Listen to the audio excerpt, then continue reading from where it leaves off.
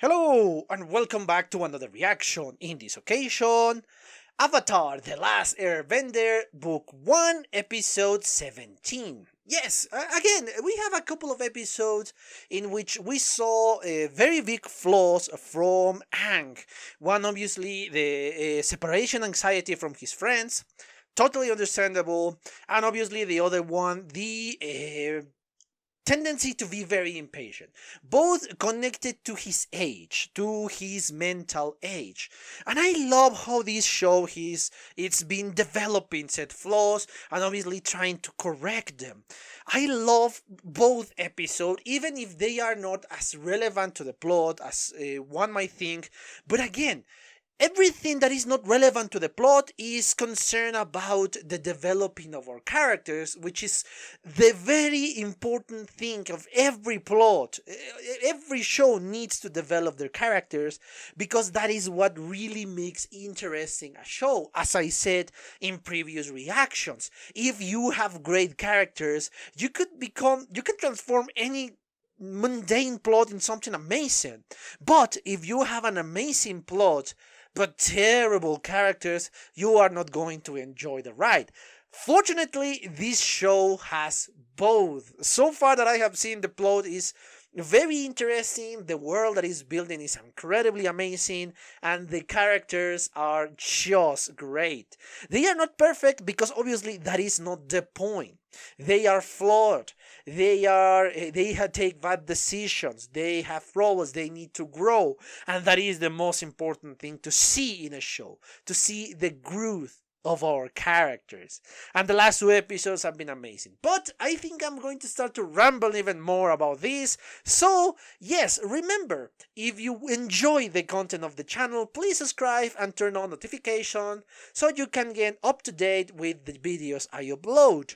If you enjoy this video, give me a like and of course leave a comment so I know what you think about my reaction and what you think about the episode, obviously without spoilers, please.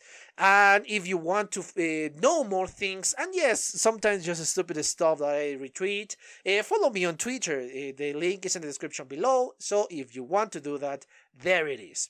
Anyway, yes, I'm rambling way too much. Let's just cut all of these and watch the episode, shall we?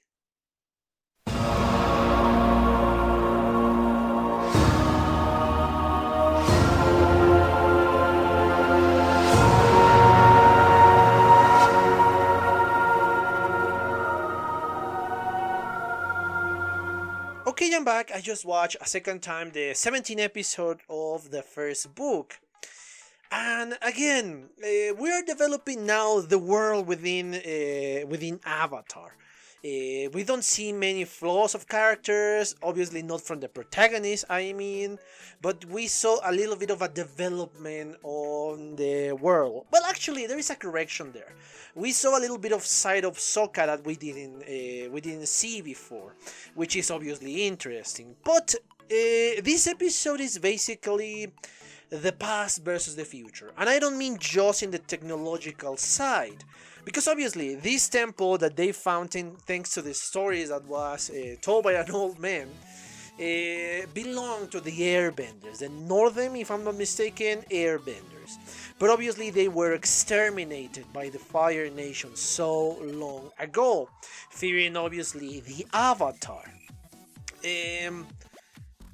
And people get into this place and they start to change it, and obviously for an airbender like Aang, it's terrible because you are desecrating all the sacred sculptures and obviously all the walls that what might have been your home, your history. Because yes, we know that Aang didn't grow into this temple, but it's part of the story of his people, so yeah, it's important for them. But obviously these foreign people, and I mean foreign for this temple, they don't care about that past. They just want a comfortable life, and that's what they are doing. They don't care if they have to destroy the past. In this case, part of the temple of the Air Temple. Because they want just what they need and they don't have a sentimental attachment to this place, and since it belonged to nobody because nobody was there in their mind, it's okay to destroy it.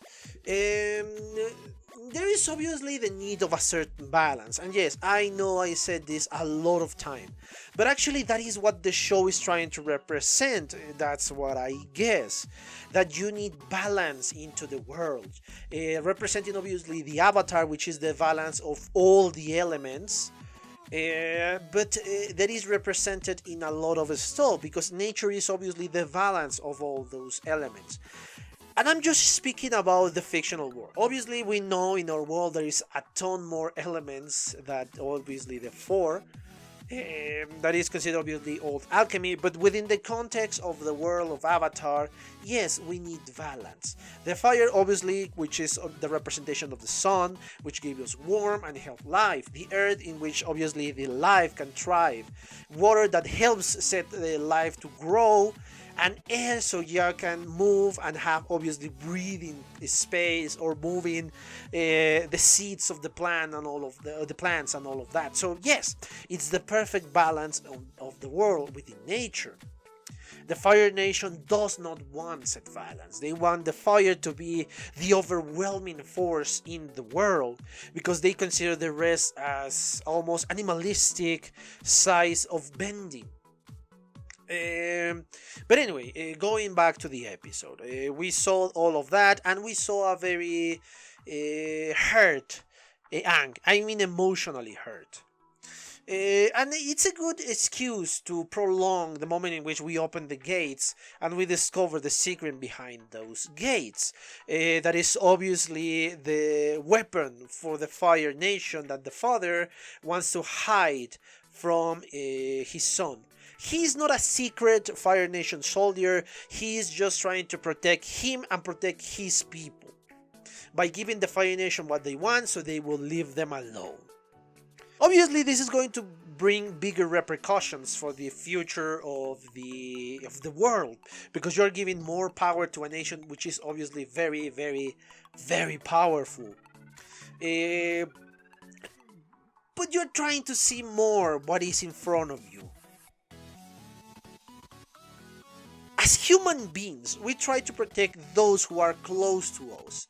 A lot of people will be willing to sacrifice anybody else just to protect the family, your family.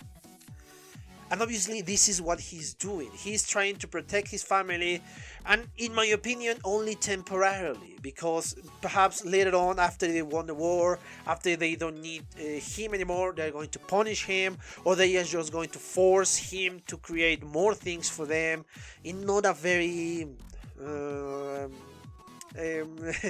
ethical way, let's say. I think that is the better word to describe this.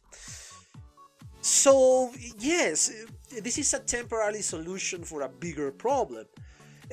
Obviously this person is not willing to sacrifice his son and the rest of the people that follow him, so that's why they're giving them weapons. And yes, once they deny said weapons, because yes, we saw this Fire Nation representative. I don't know if he's a general, if he's an admiral, if he's something else, or he's just a representative, because I don't think he's capable of bending fire, and my guess, only those who can bend fire could reach the higher ups in the Fire Nation.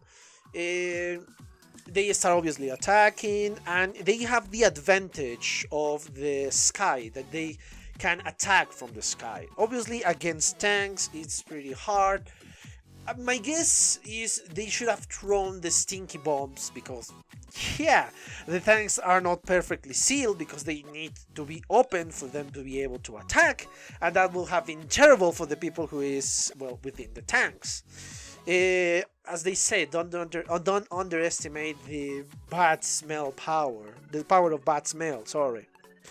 But they didn't do it. Until obviously the giant Zeppelin, well, not giant Zeppelin, the Zeppelin, the balloon, or whatever you want to call it, attack, and this was more effective. But obviously something else was needed, because there were so many tanks that yes, perhaps if they have more waterbenders, they could have been a better solution. But obviously the only one who was able to bend water was Katara, and it's just one, which is not a master even, obviously. Perhaps a master, perhaps, but obviously she's not one. And only when they discover the source of the natural gas is when everything worked in their path. Again, I guess the explosion was so big that it destroyed part of the mountain, and now the only way to reach the temple is by flying, literally. So they are the only ones who are able to reach the temple, so they are safe now. And obviously, the last scene in which they are celebrating, but in the moment we saw, the guy said, "Oh boy, something is not right here." And then we saw what is not right. I guess he was thinking just what I was thinking, that yes, in the moment, oh please, don't let this fall into the hands of the Fire Nation. And unfortunately, that's what happened. For a moment there, I was thinking, maybe they won't be able to manage that because they throw away the technology, the fuel.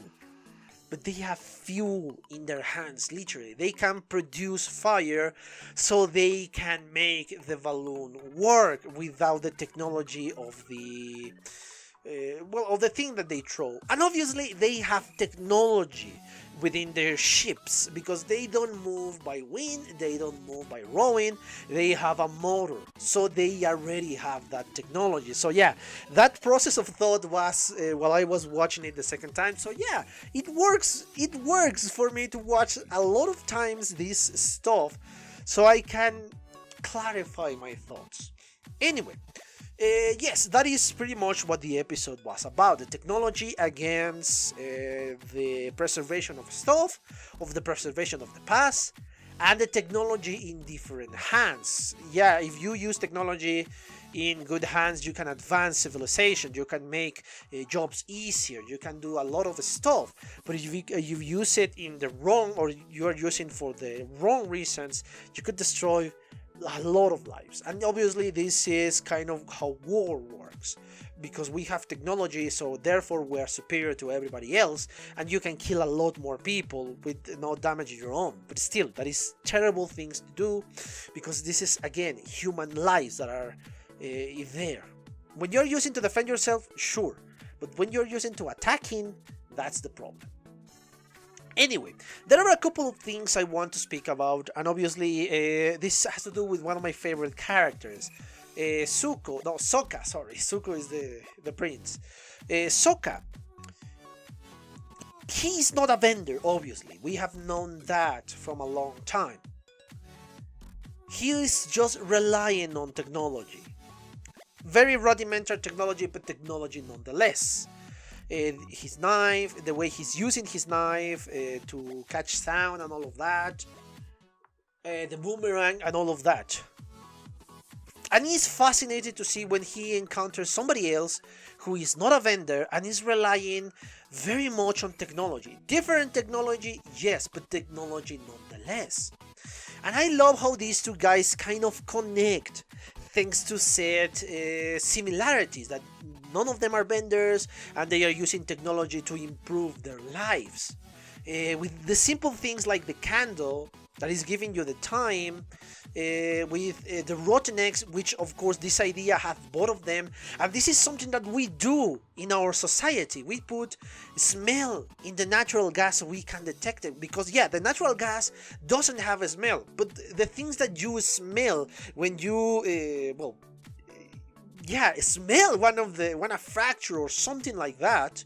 When you smell that, when you are cooking and you turn on your oven or turn on your stove and you smell that before turning off the flame, because obviously when the flame is on, no more smell. When you smell that, that is artificial smell. We put that, factories put that on the gas so we can detect when there is a leaking in our gas pipes. So yes, this is very similar to what we do. Perhaps not rotten eggs, but a very distinct smell. This is great that we're kind of connecting our world with this world. And I love the idea that came from both of them, because both of them think of that at the same time. And this is a little bit of character development for Sokka, that he's smart. And of course we saw that later on when we saw the war balloon or the war zeppelin. I think it's more similar to a zeppelin, with the little lid on the top that they can make escape the gas and all of that. I love those little hints of knowledge in Sokka. That yes, most of the time he's just a comic relief, but I love those moments in which he's right and in which he is coming up with ideas, like this one. I love those portions of the episodes. So yes, we have a tiny bit of character development, but obviously we saw kind of the plot advancement, because now we see the Fire Nation is still a threat, and now it's a bigger threat thanks to the technology that they acquire. I don't think they are going to be attacking them anytime soon, because they need to develop these zeppelins, these balloons. So yes, perhaps they are safe. But I'm kind of fascinated to see what is going to happen in the future, and how I'm going to see the repercussions of these episodes in the future. But anyway, I think I really exhausted the topic of this episode. I hope you enjoy it.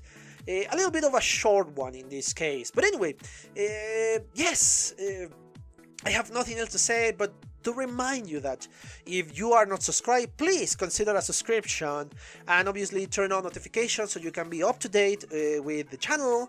Leave a like if you enjoyed the video, and leave a comment so I know what you enjoyed about the video, the reaction or the commentary. And obviously leave out spoilers, please. If you want to follow me on Twitter, the link is in the description below. I sometimes retweet some random stuff, or I post information about the channel. But anyway, yes, I think that's it. I exhausted the topic of this episode. I hope you enjoy it again, and yes, I have nothing else to say, but thank you for your attention, and see you at the next one. Bye! Okay guys, I hope you enjoyed that video, and if you did, give it a like, so the algorithm from YouTube will help me out. And check my other videos, share them, and also why not subscribe to my channel and join this community. And as always, I want to thank you for your attention, your likes, and even your dislikes, your comments, which is something I always look forward to read. And yeah, once more, thanks, and see you on the next one.